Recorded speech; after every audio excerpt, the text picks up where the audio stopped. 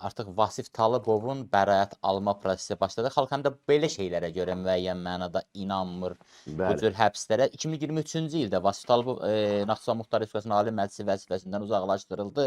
Həmin vaxt bildirildi ki, Rıza Talıbov, Seymur Talıbov, yəni Vasif bəyin oğulları deməli bütün bizneslərini, daşınmaz əmlaklarını, otelləri və başqa obyektləri satırlar ki, borcdan çıxsınlar, yedikləri o milyardları, milyonları qaytarsınlar. Hərçənd mən elə hesab eləmirəm ki, məsələn, Vasif Talıbov iqtisadi gücünə görə, tutaq ki, Adnan Əhmədzadədən balaca fiqurdur. Əksinə, Vasif Talıbov əgər siyasi müqayisə olunmaz. Siyasi təsir dairəsində nəzərə alsaq, Bəli. yəni vəzifəsini nəzərə alsaq, daha böyük fiqur idi və 2023-cü ildən bəri sürgün həyatı yaşayan bir ailə faktiki indi mövqelərini bərpa etməkdədir.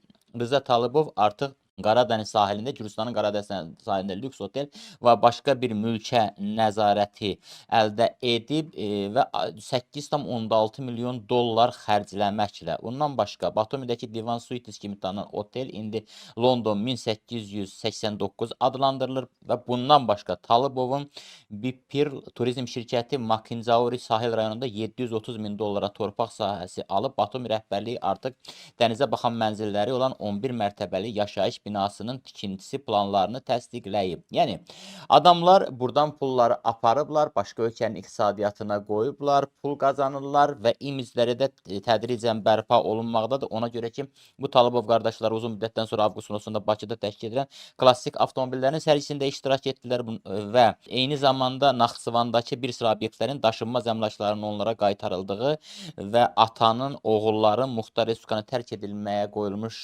qeyri-rəsmi qadağanın götürüldüyü bildirilir. Bununla bağlı informasiyanı da Repost.org saytı yazıb. Anar bəy. Valla bu adamları bir-birinə müqayisə eləmək qüsurludur bütün hallarda. Vasif Talıbov Azərbaycanda uzun illər Azərbaycanın ən böyük muxtar dövlət deyirik biz Naxçıvana. Azərbaycanın ən böyük, belə deyək, necə deyim sizə, mərkəzlərindən biri olan və çox ciddi siyasi, ictimai fikrin formalaşdığı hər zaman, məsələn, Azərbaycanın deməli, Milli Azadlıq Hərəkatı dönəmində də proseslərin bilirsiniz, Naxçıvandan başladı, sərhəd hərəkatı falan. Elə bir ictimai, siyasi, aktiv mühit olan bir torpağında uzun illər Naxçıvanlara vurduğu zərbə, istər iqtisadi, istər siyasi, istər mənəvi.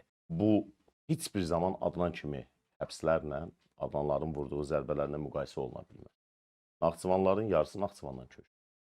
Ya Bakıya getdilər, ya Türkiyəyə getdilər, ya başqa Naxçıvanı demək olar ki, tamamilə boşaltdılar.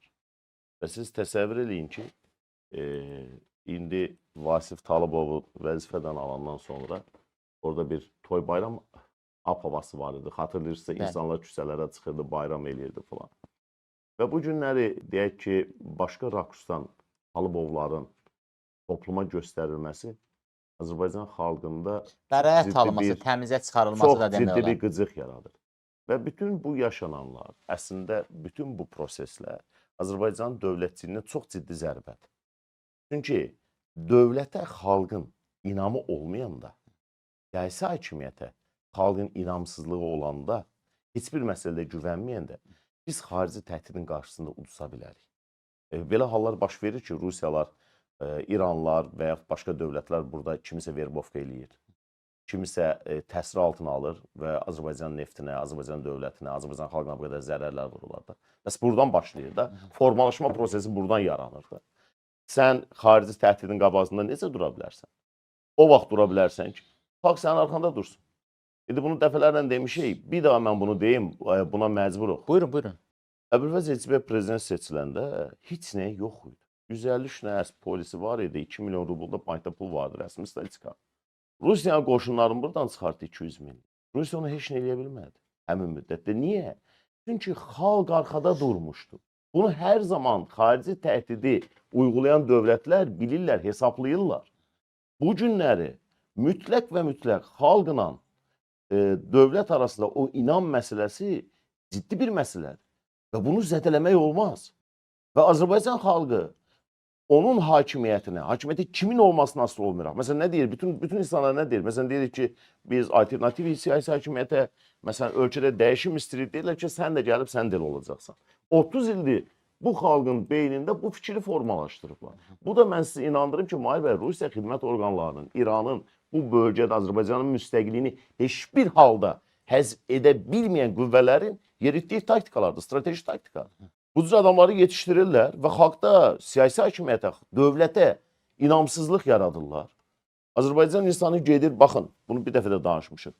Gedir torpaqdan ötürü canından keçir, şəhid olur. Ərazi bütövlüyün bərpa eləyir, suverenliyin bərpa eləyir. Amma Azərbaycan insanı demokratiya uğrunda savaşmır, vuruşmur, məntəqəyə getmir, səsini istəmir. Çünki demokratiyanı ona xoxan kimi göstəriblər. Və bu çox ciddi bir məsələdir. Və bütünlüklə çalışırlar ki, Azərbaycan insanı, Azərbaycan xalqını bütöv şəkildə Azərbaycan dövlətinə, gələcəyinə inamını sarsıtsınlar.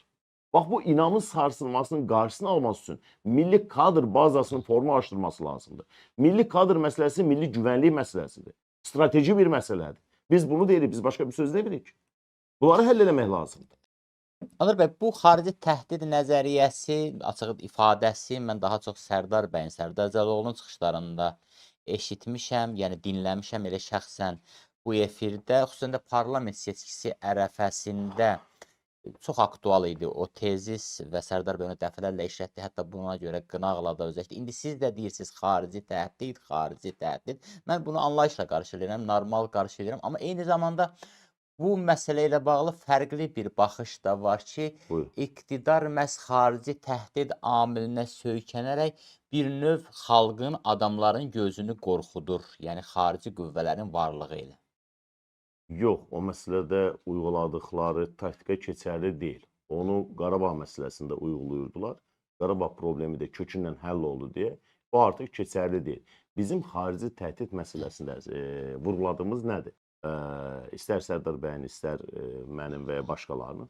Azərbaycan ikiyə bölünmüş bir xalqdır və Azərbaycanın 30 milyondan çox insanı güneydədir və İran burada müstəqilliyi, Azərbaycanın müstəqilliyinə, Azərbaycanın bayrağına hər zaman nifrət dolu baxıb, açıq şəkildə düşmən mövqe sərgiləyiblər. Çünki bura bir canlı bomba kimi baxırlar. İranın parçalanmasının, Azərbaycanın bütövləşməsi, Güney-Güzeyin bir araya gəlməsi, İran rejiminin bitməsi kimi görürlər. İranın dağılması kimi görürlər. Ona görə hər zaman İrandan bizə xarici təhdid olacaq. Bu faktdır. Bu sadəcə Anarın və ya Məmmədin Həsənin dediyi söz deyil. Rusiyada bura hər zaman düşmən kimi baxıb, soyqırımlar törədib, 100 ildə dəfələrlə və ən ciddi ideoloji qlobal səbəbi nədir Mahir bəy? Rusiyanın da, İranın da yumşaq qarnı türklərdir. Bunu bir dəfəlik qəbul eləmək lazımdır. Bunlar türklərə, bu ərazidə, bu bölgədəki Türk Cumhuriyyətinə, bir Türk dövlətinə çox ciddi təhlükə mənbəyi kimi baxırlar. Biz bunu istəsək də, istəməsək də, biz nə qədər onları dost, qardaş görmək istəsək də, normal, mehriban qonşu görmək istəməsək də, bu mümkün olmayacaq. Bu bir həqiqətdir. Hə, indi hakimiyyətdə olan siyasətçilər, yəni hakimiyyəti təmsil edən siyasilərin diplomatik, təbii ki, davranışları qəbul olunandır. Mən bundan bir işim yoxdur. Amma cəmiyyəti sən ideoloji cəhətdən alt bazasını elə hazırlamalısan ki, və bunu da siyasi institutlar eləməlidir ki, siyasi institutu yoxdur ölkədə. Bunu məhv etdilər, darmadağın elədilər. Ki, hər zaman deyirəm, istər İrandan, istər Rusiyadan gələn təhdidin qarşısında hakimiyyətin edə bilmədiklərini, diplomatik davranışlarını ki, hakimiyyət edir onları indi, xalq və siyasi institutlar həyata keçirsin. Bu çox ciddi bir məsələdir. Baxın, məsələn, təyyarə olayına neçə vaxt keçib, Azərbaycan-Rusiya münasibətləri gərgindir, doğru mu? Bəli. Baxın, bu gərginliyi, yəni Rusiyaya qarşı tavrı açıq demək lazımdır. Azərbaycan hakimiyyəti qoyub, Azərbaycan prezidenti ciddi şəkildə bir tələb qoyub qarşılarına Rusiyanın. İndi siz təsəvvür edin ki, Rusiya beyin mərkəzləri bu məsələni işləyirlər çox ciddi şəkildə. Azərbaycan xalqının Rusiya olan nifrətini bilirlər. Təbii bilirlər.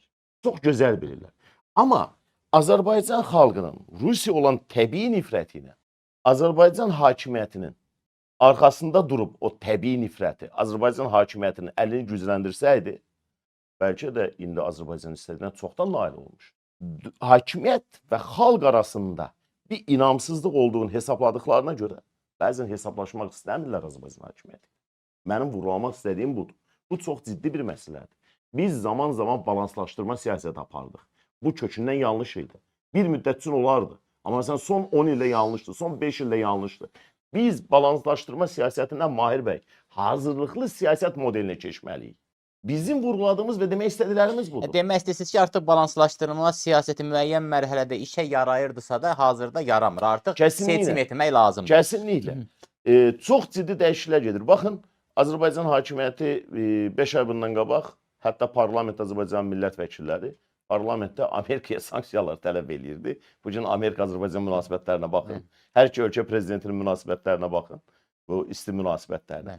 Yəni, bax, ölkəni, bunu biz dəfələrlə deyirik, iplik kuklalarla ölkə siyasətini, gündəmini formalaşdırmaq olmaz. Ölkə siyasi gündəmini formalaşdıran media qurumları, siyasi partiyalar, qeyri-hökumət təşkilatları, aydınlar, siyasi şəxsçilər, bunlar artıq elə bir formada yetişməlidir ki, bunlar artıq hardansa gələn, yuxarıdan ötürülən, belə deyək, informasiyalarla deyil, müstəqil şəkildə intellektual biliyə sahib, özünü yetişdirmiş insanlardan elə formalaşmalıdır və həm də milli təəssübkeşi və üzr istəyirəm, təşəbbüskarlığı olan şəxslərdən elə formalaşmalıdır ki, biz bu təhdidlərin qarşısında dura bilək.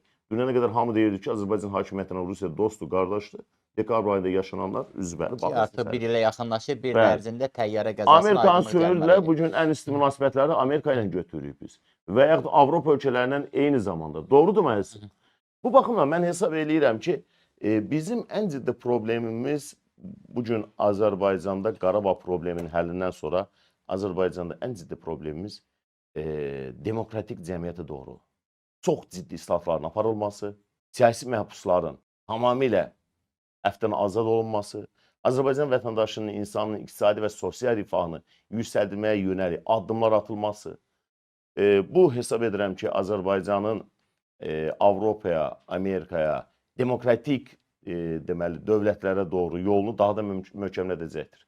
Başqa əks halda biz çox belə adlanlar, bu kimi hadisələr, həbslər, olaylar yaşayacağıq ki, bu da bizim dediyim kimi Azərbaycan insanında, Azərbaycan xalqında dövlətin sabahına inamında sarsıdıcı rol oynayacaq. Hörmətli tamaşaçılar, yayımımızı bəyənin, paylaşın və chatda qoyulan suala da cavab verin ki, indiyə qədər olan cavablardan belə görünür ki, bizim tamaşaçıların 53% Adnan Əhmədzadənin Rusiya agenti olduğuna inanır, 47% isə inanmır.